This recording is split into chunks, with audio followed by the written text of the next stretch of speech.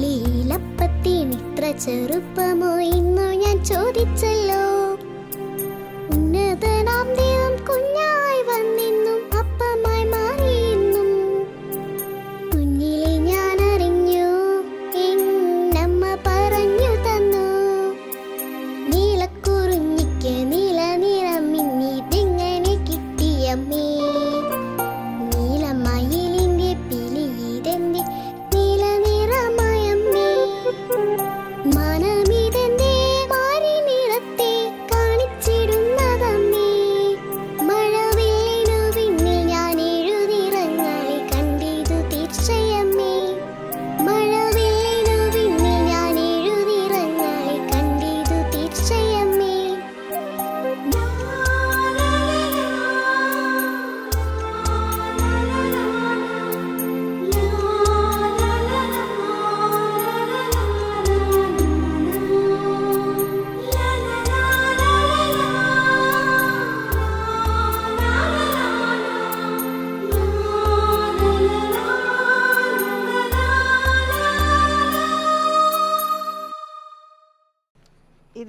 ഇത് നോക്കിയേ, ഇത് കണ്ടോ, ഇത് ബഡ് ചെയ്ത ചെടിയത്. ഇതില് വേറെ 2-3 മുകളങ്ങൾ മുളച്ചു വന്നിരിക്കുന്നുണ്ടോ? അപ്പൊ ഇതെല്ലാം വേണ്ടല്ലോ? ഇല്ല ഇല്ല ഇല്ല ഇല്ല, ഇതിൽ നമ്മൾ ആ മുകളത്തിൽ നിന്നുള്ളത് മാത്രം നിർത്തിയിട്ട് ബാക്കിയുള്ളത് കളയണം. ഇതാണ് ഗ്രേസിക്ക് വേണ്ടത്. അതെ അതെ അതെ. ഇത് വലുതായി അല്ലേ ചേച്ചി? ഇതെന്റെ ഇവിടെ രണ്ടുപേരുടെ വന്നിരിക്കുന്നത്. ഞങ്ങൾ രണ്ടുപേരും പള്ളിയിൽ പോയിട്ട് ഇവിടെ പറമ്പിക്കൂടെ ഒന്ന് വന്നതേ. അത് ശരി. ഞാനോർത്ത് ഈ പറമ്പി പണിയാനാണെങ്കിൽ നല്ല സാരിയൊക്കെ എടുത്ത് നിൽക്കേണ്ട കാര്യമില്ല. പള്ളി കഴിഞ്ഞ് വന്ന വഴി ഇവിടെ അതെയല്ലേ? അപ്പൊ ഗ്രേസി എങ്ങനെ ഇവിടെ വന്നു കേട്ടെ? ഞങ്ങൾ ഒരുമിച്ച് പള്ളിയിൽ നിന്ന് പോന്നു. അപ്പൊ വന്ന വഴി ഇവിടെ നിൽക്കുന്ന. പക്ഷെ ഞാൻ പള്ളിയിലുണ്ടായിരുന്നു, നിങ്ങളെ കണ്ടില്ല. ഞാൻ ഏറ്റവും മുമ്പിലായിരുന്നു കേട്ടോ. അതാണ് കാണാൻ. ഞാൻ പുറകിലേക്ക് തിരിഞ്ഞു ആദ്യമേ പോന്നു, ഇറങ്ങി പോന്നു അല്ലേ? ഇതന്നെ ഇതും കൈ പിടിച്ചോണ്ടിരിക്കണേ. അത് ഞങ്ങളിപ്പം ഗ്രേസിക്ക് ഒരെണ്ണം കൊടുക്കാൻ വേണ്ടിട്ട് എടുത്തതാ. ഇതന്നെ ഇത് ബഡ് ചെയ്തതാ. ബഡ് ചെയ്തതാ അല്ലേ? ഇവിടെ കുറെ അങ്ങനെ ഉണ്ട് ബഡ് ചെയ്തൊക്കെ. അതെല്ലേ? ഇതിപ്പോ ഇത് തൈ ബഡ് ചെയ്തോണ്ടിരിക്കുന്ന അത് അല്ലെ? ഇത് ബഡ് ചെയ്തിട്ട് ഇപ്പൊ പുതിയ മുളച്ചു വന്നതാ. നമ്മള് ഏതാ അതിനകത്ത് മുകളത്തിലുള്ളത് മാത്രം നിർത്തിയിട്ട് ബാക്കിയുള്ളത് അല്ലെ? ഇത് അങ്ങനെ ആയി വന്നതായിരിക്കും. ശരിക്കും നന്നായി വളർന്നതാ. കുറച്ച് വളർന്നു. ഇതോ ഇത് അതിന്റെ നിറച്ച് കായൊക്കെ ആയിട്ട്. അപ്പൊ ഞാൻ ഓർക്കുക ഇപ്പൊ ഈ ബഡ് ചെയ്ത കാര്യം ഓർക്കുമ്പോഴാണ് നമ്മളും ഒരു ബഡ് ചെയ്ത ചെടിയാന്നുള്ള ഒരു ഇതുണ്ട്. കാരണേ അപ്പൊ ഇത് ക്ലാരമ്മ പിടിച്ചേ, ഏതായാലും ബൈബിൾ പറഞ്ഞു തന്നിട്ട് പോകാം. ഇതിപ്പോ നമ്മൾ അതിന്റെ ആദ്യത്തെ ചെടിയല്ലേ ഇത്? അതെ അല്ലേ? ഇത് ആദ്യത്തെ ചെടിയ. പക്ഷെ ഇതിലേക്ക് നമ്മള് നല്ല കായ്ഫലമുള്ള വേറൊരു ചെടി അല്ലെ, ഒരു മരം, അതിന്റെ ഒരു മുകുളം എടുത്ത് ഇതേല് ചേർക്കുക. ഒരു മുകുളം കളഞ്ഞിട്ട് ആ മുകുളത്തിന്റെ ഇതിന്റെ പഴയ ഇതിലുണ്ടായിരുന്ന കിളുത്ത് വന്ന ഒരു മുകുളം കട്ട് ചെയ്ത് കളഞ്ഞിട്ട് നല്ല ഒരു ചെടിയുടെ നല്ല ഫലങ്ങൾ കായ്ക്കുന്ന ഒരു ചെടിയുടെ മുകുളം എടുത്ത് ആ കട്ട് ചെയ്ത ഭാഗത്ത് പിടിപ്പിച്ചിട്ട് അവിടുന്ന് കിളുക്കും. ഇപ്പൊ ഈ താഴത്തിന്റെ ആദ്യത്തെ ചെടിയുടെ തണ്ടേന്ന് കിളിപ്പ് പുതിയ മുള വരും.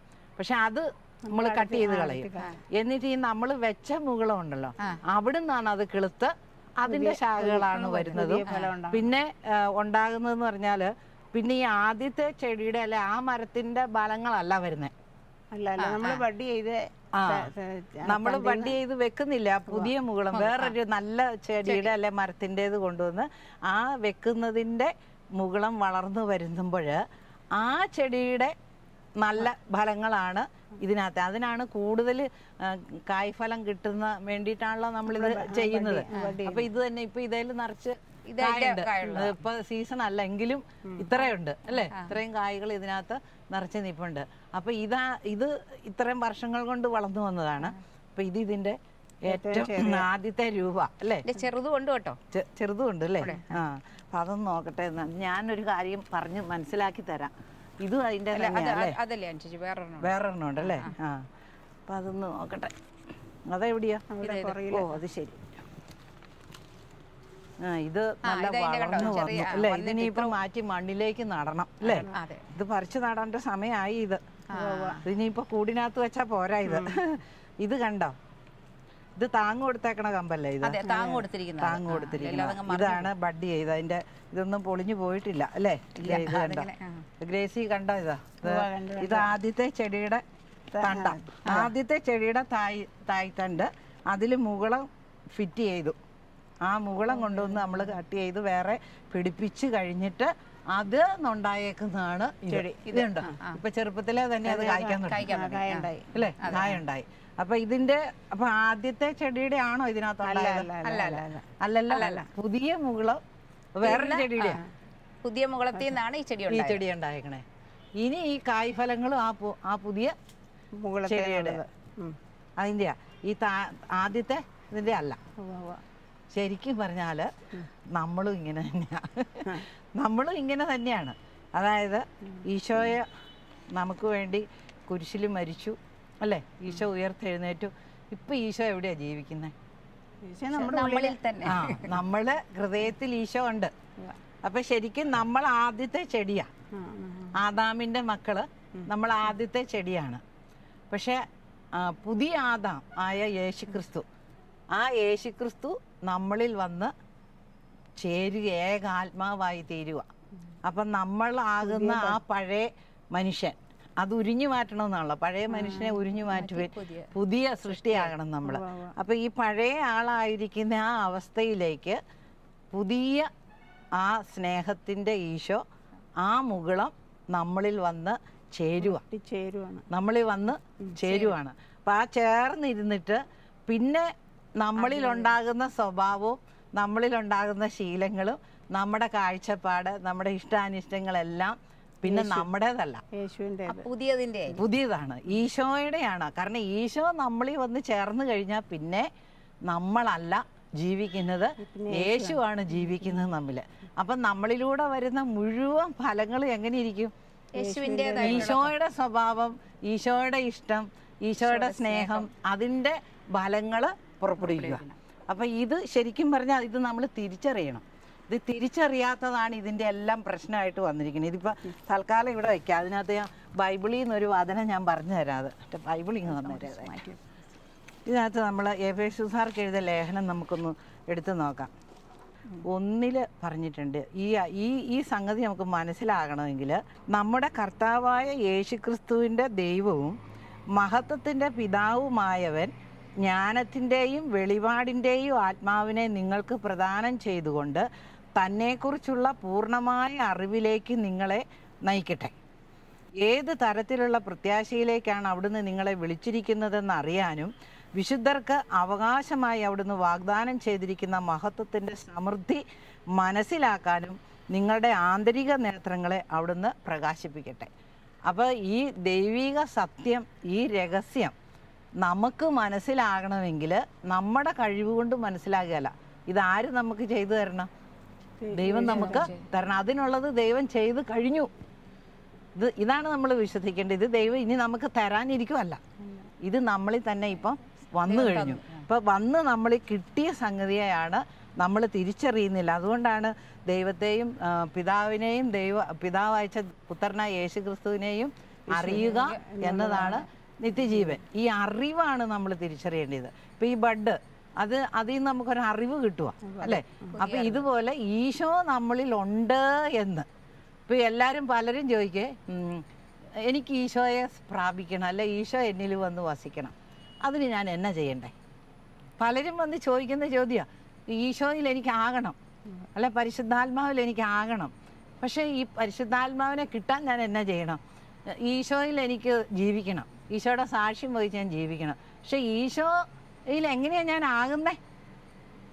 ഇത് നമ്മുടെ ഒരു തെറ്റായ ധാരണയാണ്. നമ്മളായിക്കഴിഞ്ഞു, നമ്മൾ ഓൾറെഡി ആയി കഴിഞ്ഞു എന്നുള്ളതാണ് നമ്മൾ മനസ്സിലാക്കേണ്ട കാര്യം. കാരണം ഈശോ ചെയ്യാനുള്ള പാപപരിഹാര പ്രവൃത്തി കുരിശിൽ ചെയ്ത് കഴിഞ്ഞു. ഇപ്പം ഈശോ പുനരുദ്ധാനം ചെയ്തു. ഇപ്പം എവിടെയാ വസിക്കണേ? നമ്മളിലുണ്ട്. അപ്പം നമ്മൾ പുതിയ സൃഷ്ടിയാ. പക്ഷെ ഇത് വിശ്വസിക്കുന്നവൻ, അതാണ് ഈശോ പറഞ്ഞില്ലേ, വിശ്വസിച്ചാൽ നീ ദൈവമഹത്വം ദർശിക്കും. ഒറ്റ മരണേ ഒരാൾക്കുള്ളൂ. പക്ഷെ ഈശോ വീണ്ടും ജീവിക്കുന്നു, ഇപ്പോഴും ജീവിക്കുന്നു. അത് ആ പരിശുദ്ധാത്മാവിനെ നമുക്ക് തന്നു. ആ ആത്മാവിൽ നമ്മൾ ഇരിക്കുന്നു. നമ്മൾ ദൈവത്തിൻ്റെ ആലയമാണ്. അപ്പം ഇതിനകത്ത് വരുന്നത് തിരിച്ചറിയുമ്പോൾ ഒരു മരണം നടക്കൂടെ? പഴയ മനുഷ്യൻ നമ്മുടെ മരണം. നമ്മൾ ഒരിക്കൽ മരിക്കും. രണ്ടാമത്തെ മരണം എന്ന് പറയുന്നത് നമ്മുടെ അതല്ല, ശരീരം വേർപെടുന്ന അതല്ല. നമ്മൾ ശരിക്കും ഇത് വിശ്വാസത്തിലൂടെ വരുമ്പം നമ്മളുടെ പഴയ മനുഷ്യൻ മരിച്ചു, യേശു ക്രിസ്തു ഉയർത്തെഴുന്ന ആ യേശുവിൻ്റെ മരണത്തോട് നമ്മൾ ഏക ആത്മാവായി കഴിയുമ്പോൾ ആ മരണം നമ്മളിൽ സംഭവിച്ചു. ഇപ്പോൾ ഈശോ ജീവിക്കുന്നു, അപ്പോൾ ഈശോയുടെ കൂടെ നമ്മളും ജീവിക്കുന്നു. അപ്പൊ ഇപ്പം നമ്മൾ പാപിയല്ല. നമ്മൾ ഒരുപക്ഷെ പാപത്തിലേക്ക് ചിലപ്പോൾ ചായഞ്ഞു വന്നാലും നമുക്ക് ഈശോ അതിനുള്ള എല്ലാം നമുക്ക് ഒരുക്കി വെച്ച് കഴിഞ്ഞു. കൂദാശ ജീവിതം ദൈവം നമുക്ക് തന്നു കഴിഞ്ഞു. കാരണം ആത്മാവി വീണ്ടും ജനിച്ചവന് അവന് പാപം ചെയ്യാൻ പറ്റില്ല. പിന്നെ അവൻ യേശു ക്രിസ്തുവില്ല, പഴയ മനുഷ്യൻ മാറി. അപ്പം അതുപോലെ ആ വചനം നമ്മൾ വായിക്കുമ്പോൾ ഇങ്ങനെ റോമാക്കാർക്ക് എഴുതിയ ലേഖനം 6-ാം അധ്യായത്തിലും അത് പറയാൻ, അവൻ്റെ മരണസദൃശ്യമായ ഒരു മരണത്തിൽ നാം അവനോട് ഐക്യപ്പെട്ടവരായെങ്കിൽ അവൻ്റെ പുനരുത്ഥാനത്തിന് സദൃശമായ ഒരു പുനരുത്ഥാനത്തിലും അവനോട് ഐക്യപ്പെട്ടവരായിരിക്കും. അപ്പം നമ്മൾ ഈശോയോട് കൂടി മരിച്ചു എന്ന് നമ്മൾ വിശ്വസിച്ചാൽ അവൻ്റെ പുനരുത്ഥാനത്തിലും നമ്മളും ചെയ്തു കഴിഞ്ഞു. അപ്പം നമ്മൾ അവനോട് കൂടെ ഒന്നായിരിക്കുകയാണ്. പിന്നെ വീണ്ടും വചനം പറയുന്നു, നാം ഇനി പാപത്തിന് അടിമപ്പെടാതിരിക്കത്തക്ക വിധം പാപപൂർണമായ ശരീരത്തെ നശിപ്പിക്കാൻ വേണ്ടി നമ്മിലെ പഴയ മനുഷ്യൻ അവനോടുകൂടെ ക്രൂശിക്കപ്പെട്ടിരിക്കുന്നു എന്ന് നമുക്കറിയാമല്ലോ. അപ്പൊ നമ്മൾ പഴയ മനുഷ്യൻ ആരോടുകൂടി ക്രൂശിക്കപ്പെട്ടു? ഈശോയോടുകൂടെ ക്രൂശിക്കപ്പെട്ടു കഴിഞ്ഞു. ഇത് നമ്മൾ വിശ്വസിക്കണം. അതിനാ വിശ്വാസ വരം തരണേന്ന് നമ്മൾ പ്രാർത്ഥിക്കണം. കാരണം ഇത് ദൈവത്തിൽ നിന്ന് നമുക്ക് തരണം. പത്രോസ്ലിയായിക്ക് ഈശോ ഞാൻ ആരാണെന്ന് ചോദിച്ചപ്പോൾ പത്രോസ്ലിയ പറഞ്ഞില്ലേ, നീ ജീവനുള്ള ദൈവത്തിന്റെ പുത്രനായ യേശു ക്രിസ്തുവാന്ന് പറഞ്ഞു. അപ്പൊ ഈശോ എന്നാ പറഞ്ഞേ, ഇത് നിനക്ക് വെളിപ്പെട്ടി തന്നത് മനുഷ്യരക്തങ്ങളൊന്നും അല്ല, പിതാവാണ്, എൻ്റെ സ്വർഗസ്ഥനായ പിതാവാണ് ഇത് വെളിപ്പെടുത്തി തന്നേന്ന് പറഞ്ഞേ. ഇതുപോലെ ഈ ദൈവിക രഹസ്യങ്ങൾ നമുക്ക് വെളിപ്പെട്ട് കിട്ടണമെങ്കിൽ അത് ദൈവം തന്നെ നമുക്ക് വെളിപ്പെടുത്തി തരണം. അപ്പൊ അത് നമ്മൾ ചോദിച്ചുകൊണ്ടിരിക്കണേ, ദൈവമേ എനിക്ക് ഈ സ്വർഗീയ രഹസ്യങ്ങൾ മനസ്സിലാക്കാനുള്ള കൃപ തരണമേ. അതാണ് ജെറമിയ 33:3 എന്നുണ്ട്, നീ വിളിച്ചപേക്ഷിക്കാൻ ഞാൻ നിനക്ക് ഉത്തരം തരും, നിന്റെ ബുദ്ധിക്ക് അതീതവും മഹത്വവും നിഗൂഢവുമായ രഹസ്യങ്ങൾ ഞാൻ നിനക്ക് വെളിപ്പെടുത്തി തരാം. അപ്പൊ ഇതെല്ലാം നമുക്ക് ദൈവം തന്നാലേ ഉള്ള. പക്ഷെ നമ്മൾ വചനത്തിൽ എഴുതി വെച്ചിട്ടുണ്ടല്ലോ, ഇത് ചുമ്മാ വായിക്കുമ്പോൾ നമുക്ക് മനസ്സിലാവില്ല.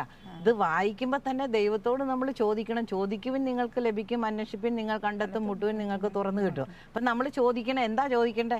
എനിക്ക് ഈ രഹസ്യം മനസ്സിലാക്കി തരണം ഈശോയെ. നീ കുരിശ് മരിച്ചു, നീ 3-ാം ദിവസം ഉയർത്തെഴുന്നേറ്റു, നീ സ്വർഗാരോഹണം ചെയ്തു, ഇതൊന്നും എനിക്കറിയത്തില്ല.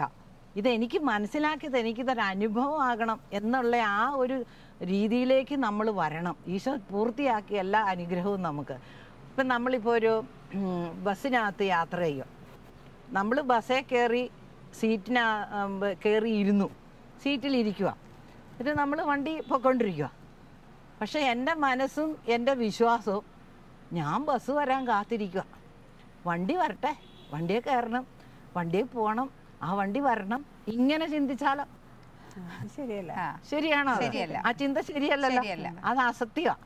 സത്യമായ കാര്യം എന്നാ, നമ്മള് ബസ്സിനകത്ത് കയറി നമ്മള് സീറ്റിലിരിക്കണു, ഇനി നമ്മള് ലക്ഷ്യസ്ഥാനത്തേക്ക് പോകുക. അപ്പൊ ഇതുപോലെയാണ് ഈശോ നമുക്ക് ചെയ്തു വെച്ച കാര്യത്തെ നമ്മൾ സ്വീകരിച്ച് അനുഭവിക്കാൻ പറ്റുന്നില്ല. അപ്പൊ ഇത് വണ്ടിക്കകത്താ ഇരിക്കണേ എന്നുള്ളത് ചിന്തയും വിശ്വാസവും ഇല്ലാത്ത ഒരു വ്യക്തിക്ക് ആ ബസ് യാത്ര എൻജോയ് ചെയ്യാൻ പറ്റില്ല. അവൻ തത്രപ്പെട്ടുകൊണ്ടിരിക്കുക, എൻ്റെ വണ്ടി വന്നില്ല, അയ്യോ എനിക്ക് ബസ്സേ കയറണം, എനിക്കിനി ബസ്സേ കയറണം. ഇവന് വരാനിരിക്കുന്ന ഒരു സംഭവത്തിന് വേണ്ടി ഇവൻ കാത്തിരുന്ന് സമയം കളഞ്ഞുകൊണ്ടിരിക്കുക. പക്ഷെ ഇവൻ ഒറിജിനലി സത്യത്തിൽ എവിടെയാ? സീറ്റിലിരുന്നവൻ യാത്ര ചെയ്യുക. അപ്പം നമ്മൾ ഈ സത്യം തിരിച്ചറിയണം. ഈ സത്യം തിരിച്ചറിയണം. വചനമാണ് സത്യം, ആ സത്യം നമ്മളെ വിശദീകരിക്കും, വചനം നമ്മളെ വിശദീകരിക്കുക. അപ്പം ഈശോ ചെയ്തു വെച്ചതിനെ തിരിച്ചറിഞ്ഞ് നമ്മൾ ആ സത്യത്തെ സ്വീകരിക്കുമ്പോൾ നമുക്കിത് അനുഭവമാകും. ഇവിടെ ഒരു അനുഭവത്തിലെ അതാണ് ദൈവത്തിൻ്റെ സ്നേഹം. രുചിച്ചറിയുവാൻ, രുചിക്കുമ്പോഴേ നമുക്കതൊരു അനുഭവം കിട്ടുള്ളൂ അല്ലേ? പുളി തിന്നാലേ പുളി അറിയാൻ പറ്റുള്ളൂ. വല്ലവരും പറഞ്ഞാൽ പറ്റുമോ പുളി ഇന്നതാന്ന് പറഞ്ഞാൽ? നമുക്ക് അനുഭവിച്ചറിയണം. അപ്പം അതുപോലെ ഈശോ ചെയ്ത കാര്യത്തെക്കുറിച്ച് നമ്മൾ തിരിച്ചറിയണം. ഇപ്പം അതുപോലെ ഇപ്പം എൻ്റെ കയ്യിലൊരു പേനയുണ്ടെന്ന് വിചാരിക്കാം, അല്ലെങ്കിൽ ഇതൊരു ജപമാലയാണ് അല്ലേ, ഇതെൻ്റെ കയ്യിലുണ്ട്. പക്ഷെ ഇത് ഞാൻ കൈ പിടിച്ചോണ്ടിരുന്നിട്ട് പ്രാർത്ഥിക്കുക, കൊന്തയിൽ ഞാൻ പ്രാർത്ഥിക്കുക, ദൈവമേ ഇതിനെ ഒരു കൊന്തയാക്കി തരണേ, ഇതൊരു ജപമാലയാക്കി തരണേ, ഇതൊരു ജപമാലയാക്കി തരണേ എന്ന് ഞാൻ പ്രാർത്ഥിച്ചാൽ എങ്ങനെ ഇരിക്കും? ഇത് ശരിക്കും ഒറിജിനലി ഇത് ജപമാല. പക്ഷെ ഇതെൻ്റെ കയ്യിലിരിക്കുന്നത് ഞാൻ അംഗീകരിക്കണില്ല. അതെ, ഇത് ജപമാല, ഇത് എന്തോ ഇനി സംഭവിച്ചിട്ട് ഇത് ജപമാലയാക്കി മാറ്റണം. അല്ലെങ്കിൽ ഒരു പേന എൻ്റെ കയ്യിലുണ്ട്, ഞാൻ ആ പേന എഴുതാൻ എടുത്തിട്ട് പേന കൈ പിടിച്ചിട്ട് ഞാൻ താവേ ഇതൊരു പേനയാക്കി തരണേ, ഈ പേന വെച്ച് എഴുതാനുള്ള കൃപ തരണേ, ഈ പേന കൊണ്ട് എനിക്ക് എഴുതണം ഒത്തിരി, അതിനുള്ള കൃപ എനിക്ക് തരണേ എന്ന് പറഞ്ഞുകൊണ്ടിരുന്നാൽ പോരാ. ഇത് പേനയാണെന്ന് തിരിച്ചറിയാൻ നമ്മളത് എഴുതുകയും ചെയ്യുമ്പോൾ ആ പേനയുടെ ഉപയോഗം അത് തന്നെയാണ്. അത് പേനയാണ് എന്നെൻ്റെ ഉള്ളിൽ ഉറപ്പ് വന്നിട്ട് ഞാനത് ആ പേന വെച്ച് ഉപയോഗിക്കുമ്പോഴാണ്, എഴുതുമ്പോഴാണ് അതെനിക്ക് അനുഭവമാകുന്നുള്ളൂ, ആ സംഭവം എനിക്ക് അനുഭവമാകുന്നുള്ളൂ. ഇതുപോലെ ഈശോ ഇപ്പം ഇതിങ്ങടുത്ത ഇത് ഈശോ ഇപ്പം നമ്മളിൽ വന്ന് ചേർന്നു, ആ ഈശോയോട് കൂടെ നമ്മൾ മരിച്ചു. ഇത് നമ്മുടെ പഴയ മനുഷ്യനെ, ഇത് പഴയ തടിയാ. ഈ പഴയ തടി, ഈ ജഡം നമ്മളിലുണ്ട്. പക്ഷെ നമ്മുടെ ആ ജഡികത മരിച്ചു. ഈശോ ഇപ്പം നമ്മൾ ജീവിക്കുക. പഴയതുണ്ട്, പഴയ നമ്മുടെ ശരീരവും മനസ്സും ഒന്നും മാറിയിട്ടില്ല. പക്ഷെ അത് പുതുക്കി അതിന്റെ ഫലങ്ങളെല്ലാം നശിപ്പിച്ച് പഴയ മനുഷ്യനെ ഉരിഞ്ഞു മാറ്റി ആ പഴയതിന്റെ ആ ജഡം നമ്മളിലുണ്ട്. ആ പാവജടം നമ്മളുണ്ട്, പക്ഷെ പാവം തലവെക്കണില്ല. അപ്പൊ ഇവിടെ ഇത് ഈശോ ആണ് ഇപ്പൊ നമ്മളിൽ പ്രവർത്തിക്കുകയാണ്. ഈശോ പ്രവർത്തിച്ചുകൊണ്ടിരിക്കുക നമ്മളില്. ഇപ്പൊ ഈശോ നമ്മളിലുണ്ട്. എൻ്റെ ഉള്ളിലിരിക്കുന്നവൻ ശക്തനെങ്കിൽ ആരെനിക്കെതിരെ നിൽക്കും? അപ്പം നമുക്ക് ധൈര്യമില്ല. നമ്മളെന്തിനാ പേടിയാക്കുന്നത്? ഇന്ന് മനുഷ്യർക്ക് പേടി, പിള്ളേർക്കൊക്കെ പേടിയാ. പക്ഷേ ഇതുപോലെ നമ്മൾ മരിച്ചു. നമ്മുടെ പഴയ മനുഷ്യൻ കുരിശിൽ ഈശോയോട് കൂടെ മരിച്ചു. ഈശോ ആകുന്ന പുതിയ സൃഷ്ടി, ആ പുതിയ ആദം, ആ ഈശോ നമ്മളിൽ ജീവിക്കുന്നു. അത് എങ്ങനെയുള്ള ഈശോയാ? മരിച്ച യേശു അല്ല, മരിച്ച് ഉത്ഥാനം ചെയ്ത ജീവനുള്ള യേശുക്രിസ്തു ഇന്ന് എന്നിൽ ജീവനിൽ നിൽക്കുന്നു. ഇപ്പൊ നമ്മളിവിടെ നിൽക്കുമ്പോൾ പുഴുവൊക്കെ വരുന്നുണ്ട് അല്ലേ? ഒരു ജീവനുള്ള പുഴു ഇപ്പൊ നമ്മുടെ കയ്യെ വന്നിരുന്നാലോ അതിങ്ങനെ ചലിച്ചോണ്ടിരിക്കും, അത് എതിരെല്ലാം സഞ്ചരിക്കും. ചത്ത തരണം കിട്ടിയാലോ അതായിരിക്കുന്നിടത്ത് തന്നെ ഇരിക്കുള്ളൂ. ഇതുപോലെ ജീവനുള്ള യേശുക്രിസ്തു എന്നിൽ വസിക്കുമ്പോൾ ഞാൻ ആ ശക്തിയിലാണ്, ആ പുനരുത്ഥാനത്തിന്റെ ശക്തിയും സ്നേഹവും അതിൻ്റെ അനുഗ്രഹത്തിലുമാണ് ഞാൻ ജീവിക്കണതെന്ന് തിരിച്ചറിയുമ്പോൾ നമ്മുടെ ഉള്ളിലിരിക്കുന്ന ഈ ദൈവിക ശക്തി അത് പ്രവർത്തനം അതാ നിനക്ക് ലഭിച്ച ആ കൃപ ഉജ്ജ്വലിപ്പിക്കണമെന്ന് പറയുന്നുണ്ടല്ലോ. അപ്പോൾ ആ ഉജ്ജ്വലനം നമ്മളൊന്ന് ഈ വിശ്വാസത്തിലൂടെ വേണം അത് സ്വീകരിച്ചെടുക്കുക. അതുകൊണ്ടാണ് നമുക്ക് വചനത്തിലൂടെ ഈശോ അത് വെളിപ്പെടുത്തി തന്നിട്ടുണ്ട്. 1 കൊരിന്തോസ് 1:30 യേശുക്രിസ്തുവിലുള്ള നിങ്ങളുടെ ജീവിതത്തിൻ്റെ ഉറവിടം അവിടുന്നാണ്. ദൈവം അവനെ നമുക്ക് ജ്ഞാനവും നീതിയും വിശദീകരണവും പരിത്രാണവും ആക്കിയിരിക്കുന്നു. അപ്പോൾ പിതാവായ ദൈവം യേശുക്രിസ്തുവിനെ നമ്മളിലേക്ക് അയച്ചു തന്ന് നമ്മളിൽ ഇന്ന് യേശു ജീവിക്കുന്നു. ആ പരിശുദ്ധാത്മാവിൻ്റെ പ്രവർത്തന ഫലമായിട്ടാണ് നമ്മളിപ്പോഴ് ഇനി നമ്മൾ എന്നാ ചെയ്യേണ്ടത്? ഇത് നമ്മൾ തിരിച്ചറിയാന്നുള്ളതാണ് നിത്യജീവൻ. ഇത് തിരിച്ചറിയണം. ഈശോ എനിക്ക് വേണ്ടി കുരിശി മരിച്ചപ്പോൾ എൻ്റെ പാപശരീരം ഈ ലോകത്തിലുള്ള സകല മനുഷ്യൻ്റെയും ഇനി ജനിക്കാനിരിക്കുന്ന അവസാനത്തെ മനുഷ്യൻ്റെ പാപം പോലും ഈശോ സ്വന്തം ശരീരത്തിൽ ഏറ്റെടുത്ത് കുരിശിൽ അർപ്പിച്ച് മരിച്ചു. ആ ശരീരം മരിച്ചു, ഈശോ ഉയർത്തെഴുന്നേറ്റു. അപ്പം ഞാൻ മരിച്ചു, എൻ്റെ പാപം മരിച്ചല്ലോ, ഞാൻ മരിച്ചു, എൻ്റെ പഴയ മനുഷ്യൻ മരിച്ചു. ആദാമിലുള്ള ആ അവസ്ഥ എന്നിൽ നിന്ന് മാറിപ്പോയിട്ട് എന്നിലിപ്പോൾ പുതിയ ശക്തി, പുതിയ ആ ഭൂമി, പുതിയ ആകാശം, പുതിയ ഭൂമി എന്ന് പറഞ്ഞാൽ പുതിയ കാഴ്ചപ്പാട്, പുതിയ മനോഭാവം, പുതിയ ചിന്തകൾ, പുതിയ വികാരങ്ങൾ, പുതിയ സ്നേഹം, അത് ദൈവത്തിൻ്റെതാണ്. ആ യേശുക്രിസ്തുവിൻ്റെ സ്നേഹം എന്നിൽ ഇന്ന് ജീവിക്കുകയും അതാണ് പ്രകടമാക്കിയുണ്ട്. ഇത് ഞാൻ വിശ്വസിക്കുക. ഇപ്പോൾ പക്ഷെ നമ്മളിപ്പോൾ വിശ്വസിച്ചുകൊണ്ടിരിക്കുന്നതിനാ, അയ്യോ ഈശോ സ്വർഗത്തിൽ നിന്ന് എനിക്ക് എന്തെങ്കിലും തരുമോ, എനിക്ക് വല്ലതും തരുമോ എന്ന് ചോദിച്ചുകൊണ്ടിരിക്കുക. പക്ഷെ ഞാൻ ആയിക്കഴിഞ്ഞു, യേശുവിൽ ഞാൻ ഐക്യപ്പെട്ടു, ഏക ആത്മാവായി കഴിഞ്ഞു. ആത്മാവിൻ്റെ ഐക്യം നമ്മളിൽ വന്ന് സംഭവിച്ചു കഴിഞ്ഞു. അപ്പം ആ ഒരു സ്നേഹത്തിൻ്റെ ആ ഐക്യം നമ്മൾ തിരിച്ചറിഞ്ഞാൽ ഇനി നമ്മൾ ചെയ്യേണ്ട ഒരു കാര്യമേ ഉള്ളൂ. അതാ തെസ്സലോനിക്കർക്ക് എഴുതിയ ലേഖനം 1 തെസ്സലോനി 5. ആരും ആരോടും തിന്മയ്ക്ക് പകരം തിന്മ ചെയ്യാതിരിക്കാനും തമ്മിലും എല്ലാവരോടും സദാ നന്മ ചെയ്യാനും ശ്രദ്ധിക്കുവിൻ. എപ്പോഴും സന്തോഷത്തോടെ ഇരിക്കുവിൻ, ഇടവിടാതെ പ്രാർത്ഥിക്കുവിൻ, എല്ലാ കാര്യങ്ങളിലും നന്ദി പ്രകാശിപ്പിക്കുവിൻ. ഇതാണ് യേശുക്രിസ്തുവിൽ നിങ്ങളെ സംബന്ധിച്ചുള്ള ദൈവഹിതം. അപ്പം നമ്മൾ എന്നാ ചെയ്യണം? തമ്പുരാൻ്റെ ഇഷ്ടം എന്നാ? നമ്മളിപ്പോൾ എന്നാ ചെയ്യണമെന്നാണ്? നന്മ ചെയ്യണം. അതുപോലെ എപ്പോഴും സന്തോഷത്തോടെ ഇരിക്കുവിൻ. ഇതിപ്പം മനുഷ്യനൊന്നും സന്തോഷം പൂർണ്ണമാകണില്ല. കാരണം യേശു എല്ലാത്തിനും മതിയായവൻ എൻ്റെ ഉള്ളിലുണ്ട്. എനിക്ക് എന്ത് പ്രശ്നം ഉണ്ടായാലും, എന്ത് പ്രതിസന്ധി വന്നാലും, എന്ത് സാഹചര്യം വന്നാലും അതിനെയൊക്കെ ഓവർകം ചെയ്യാനുള്ള ഒരു ശക്തി, ആ ദൈവിക ശക്തി എന്നിലുണ്ടെന്ന് പറയുമ്പോൾ ഞാൻ ഹാപ്പിയാവും. അതെ, എനിക്ക് എല്ലാവരോടും സ്നേഹത്തിൽ പെടാൻ പറ്റും. ഇപ്പം നമുക്കൊരു ടെൻഷനോ ഒരു ഉത്കണ്ഠയോ ഒരു ഭയമോ എൻ്റെ ഉള്ളിലുണ്ടെങ്കിൽ എൻ്റെ മുഖത്ത് നോക്കി അറിയാം അല്ലേ. പിന്നെ ആരോടെങ്കിലും ഞാൻ സംസാരിക്കുമ്പോൾ എൻ്റെ ഹൃദയത്തിലുള്ളതേ പുറത്തേക്ക് വരുള്ളൂ. ഹൃദയത്തിൻ്റെ തികവിൽ നിന്നാണ് അതിനെ സംസാരിക്കുന്നത്. അപ്പം എന്നിൽ ഭയമുണ്ട്, നിരാശയുണ്ടെങ്കിൽ ഇപ്പം ഗ്രേസിയോ അല്ലെ ക്ലാരമയോ ഒന്ന് ചേച്ചി എന്നാ സുഖം, ഓ അങ്ങനെയൊക്കെ അങ്ങോട്ട് ജീവിച്ചു പോകണം, എൻ്റെ പൊന്നേ ഒന്നും പറയണ്ടായേ, ഇതുപോലത്തെ ഗതികേടാ, ഇങ്ങനെ പറഞ്ഞു വരും. അപ്പം നിങ്ങൾക്കിലേക്കും അത് പകർന്നു തരുക. അതേസമയം നിങ്ങൾ വന്നേ ഷാനി ചേച്ചി എന്നാണ്ട് വിശേഷം, ആ ഞാൻ നല്ല സുഖമായിട്ടിരിക്കണം, എന്നാണ്ട് സന്തോഷമായിട്ടിരിക്കണേ, ഒരു കുഴപ്പമില്ല, ഇങ്ങനെ പറയുമ്പോൾ ആ എനർജി നമുക്ക് ഫീൽ ചെയ്യും ഇല്ലേ. അപ്പം ഈശോ എന്നിലുണ്ട് എന്ന ആ സ്നേഹം എൻ്റെ ഹൃദയത്തിൽ നിറച്ചിരിക്കണമെന്ന് പറഞ്ഞാൽ എന്ത് തോന്നും? സന്തോഷം. അതാണ് നിങ്ങൾ എപ്പോഴും സന്തോഷമുള്ളവരായിരിക്കും. പിന്നെ എന്നാ പറഞ്ഞിരിക്കുന്നത്? എല്ലാ കാര്യത്തിനും നന്ദി പ്രകാശിപ്പിക്കും. ഓരോ സെക്കൻഡ്സിൽ എന്തും തരുന്നത് നമ്മൾ ഈശോ അറിയാതെയല്ല. ഈശോ എന്നിൽ ജീവിക്കുന്നെങ്കിൽ എൻ്റെ വിചാരങ്ങളും വികാരങ്ങളും എൻ്റെ ചിന്തയുടെ ജ്ഞാനത്തിൻ്റെ പുസ്തകം 1-ാം അധ്യായത്തിൽ നമ്മൾ വായിക്കുന്നുണ്ട്. മനുഷ്യൻ്റെ ആലോചന, മനുഷ്യൻ്റെ മനസ്സിൻ്റെ സൂക്ഷ്മ വ്യാപാരങ്ങളെ അറിയുന്നവൻ. അപ്പം ഈ മനസ്സിൻ്റെ സൂക്ഷ്മ വ്യാപാരങ്ങളെ അറിയണമെങ്കിൽ അവൻ എവിടെ ഇരിക്കണം? ഉള്ളിലിരിക്കണം.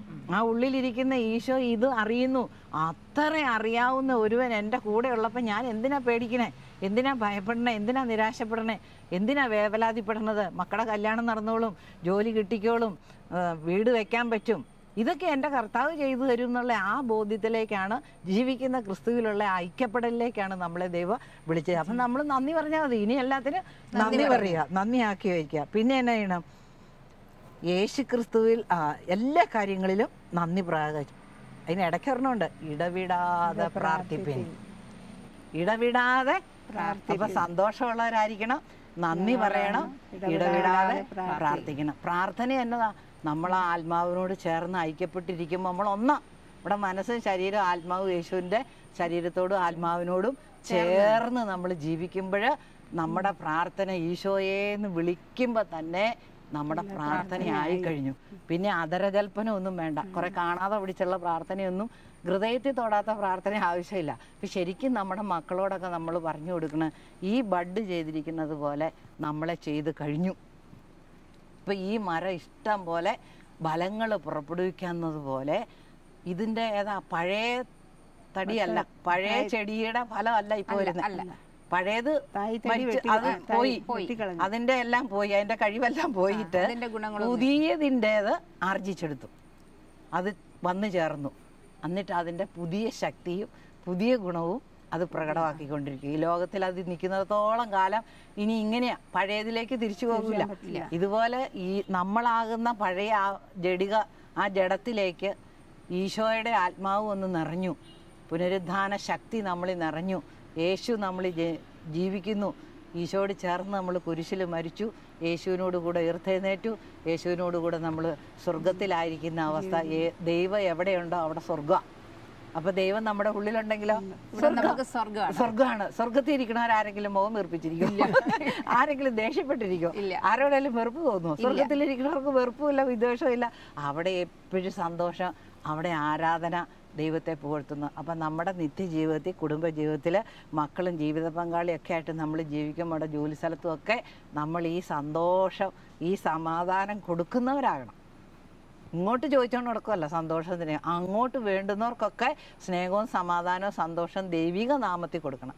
അതാ എൻ്റെ നാമത്തിൽ ഒരു പാത്രം, ഒരു ഗ്ലാസ് വെള്ളം കൊടുത്താൽ അല്ലെ, ഒരു എന്തെങ്കിലും ഒരാൾക്ക്, അത് എപ്പോഴാണ് യേശു നാമം എന്ന് പറയുമ്പോൾ യേശു എവിടെയായിരിക്കണേ? എൻ്റെ ഉള്ളിലുണ്ട്. അപ്പം ഞാൻ ചെയ്യുന്ന പ്രവൃത്തിയും വാക്കും എന്തായി മാറും? യേശുവിൻ്റെതായി മാറിപ്പോകും. അപ്പം അങ്ങനെയാണ് കേട്ടോ. അപ്പം ബഡിൻ്റെ കാര്യം മനസ്സിലായി. ഈ ബഡ് ഇനിയിപ്പോ ഇവിടെ നിന്ന് ഉള്ള ഉറുമ്പും എല്ലാം കൂടെ എടുത്താൽ ഗ്രേസിക്ക് കൊടുക്കാനുള്ള ഇതാണോ കൊടുക്കണേ? പഴയ മുകളൊക്കെ കളയണം കേട്ടോ. ആ പുതിയത് കിളുത്തത് ഇതാന്ന് തോന്നുന്നു, അതിന്റെ പുതിയത് ഇത് രണ്ടും കളയണം. അത് കളയണം. അത് രണ്ടും മുറിച്ച് കഴിഞ്ഞിട്ട് ആ മുകളം മാത്രം വളർന്നു വരുമ്പോ ആ മുകളം ഏത് ചെടിയുടെയാണോ അതിന്റെ ഫലങ്ങളും വരും. കണ്ടീഷൻ ആയിട്ട് നമുക്ക് കയറാം വീടിനകത്തേക്ക്. ശരി എന്നാ ശരി എന്നാ വാ.